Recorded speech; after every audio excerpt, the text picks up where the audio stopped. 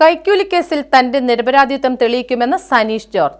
നഗരസഭാ അധ്യക്ഷപദം രാജിവെക്കില്ലെന്നും രാജിവെച്ചാൽ താൻ അഴിമതിക്കാരനാണെന്ന് മുദ്രകുത്തപ്പെടുമെന്നും താൻ നിരപരാധിയാണെന്ന് തന്നെ വോട്ട് ചെയ്ത് ജയിപ്പിച്ച ജനങ്ങളെയും CPM നേതൃത്വത്തെയും ബോധ്യപ്പെടുത്തുമെന്നും സനീഷ് ജോർജ് മാധ്യമപ്രവർത്തകരോട് പറഞ്ഞു. തൊടുപുഴ കുമ്മങ്കൽ LP സ്കൂൾ ഫിറ്റ്നസ് സർട്ടിഫിക്കറ്റുമായി ബന്ധപ്പെട്ട കൈക്കൂലി കേസിലാണ് നഗരസഭാ അധ്യക്ഷൻ സനീഷ് ജോർജിനെ വിജിലൻസ് രണ്ടാം പ്രതിയാക്കിയത്. നഗരസഭ ഓഫീസിൽ നടന്ന റെയ്ഡിൽ കൈക്കൂലി വാങ്ങാൻ ശ്രമിക്കുന്നതിനിടെ അസിസ്റ്റന്റ് എഞ്ചിനീയർ പിടിയിലായിരുന്നു.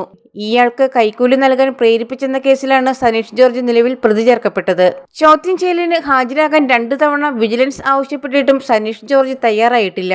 ചോദ്യം ചെയ്യലിന് ഹാജരാകാൻ ഒരാഴ്ചത്തെ സാവകാശം വിജിലൻസ് സനീഷ് ജോർജിന് നൽകിയിട്ടുണ്ട്. അതേസമയം രാജിവെച്ചാൽ താൻ അഴിമതിക്കാരനാണെന്ന് മുദ്രകുത്തപ്പെടുമെന്നും അതിനാൽ രാജിക്കാര്യം പരിഗണനയിൽ ഇല്ലെന്നും തനിക്കെതിരെ കേസിൽ ഗൂഢാലോചനയുണ്ടോയെന്ന് ഇപ്പോൾ പറയുന്നില്ലെന്നും തൊടുപുഴയിൽ മാധ്യമപ്രവർത്തകരോട് സനീഷ് ജോർജ് പറഞ്ഞു.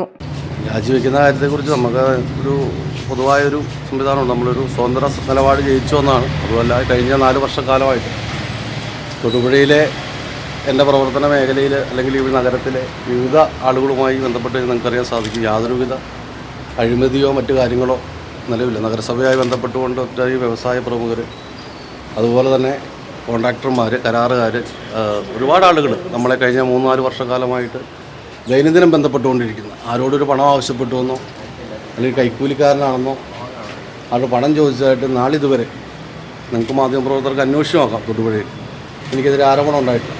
ഇങ്ങനൊരു ആരോപണം വന്നപ്പോൾ ഹൈക്കോടതിയിൽ ആവശ്യപ്പെട്ടിരിക്കുന്നത് സുതാര്യമായി അന്വേഷിക്കണം, അന്വേഷിച്ച് എൻ്റെ സത്യസന്ധത കണ്ടെത്തണം.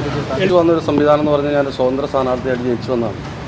അപ്പോൾ ആ ജനകീയ മുന്നണിയുടെ നേതൃത്വത്തിലാണ് ജയിച്ചു വന്നത്. ഞാൻ നിലവിൽ ഈ ആരോപണത്തിന് കേൾക്കുമ്പോൾ തന്നെ നമ്മളത് രാജിവെക്കുക എന്ന് പറയുമ്പോൾ തന്നെ ഞാൻ അതിൻ്റെ അകത്ത് തെറ്റുകാരനാണെന്ന് പൊതുസമൂഹത്തിന് ബോധ്യപ്പെടുന്നുണ്ട്. എൻ്റെ സത്യസന്ധത തെളിയിക്കേണ്ടത് എൻ്റെ മാത്രം ആവശ്യമാണ്.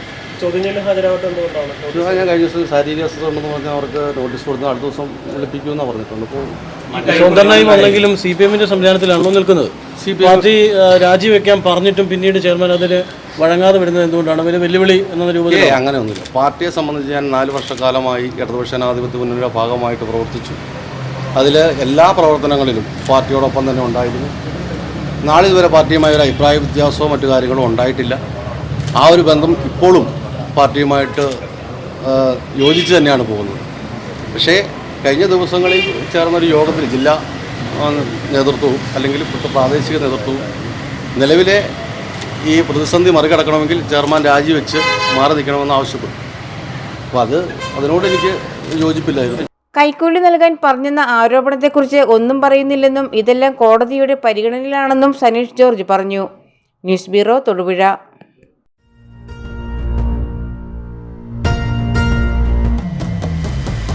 വരമാംഗല്യം ചന്ദ്രമുഖി വധുവായി നീ സ്വർണ്ണമയി ശുഭമീ ബന്ധം ധന്യരാഗം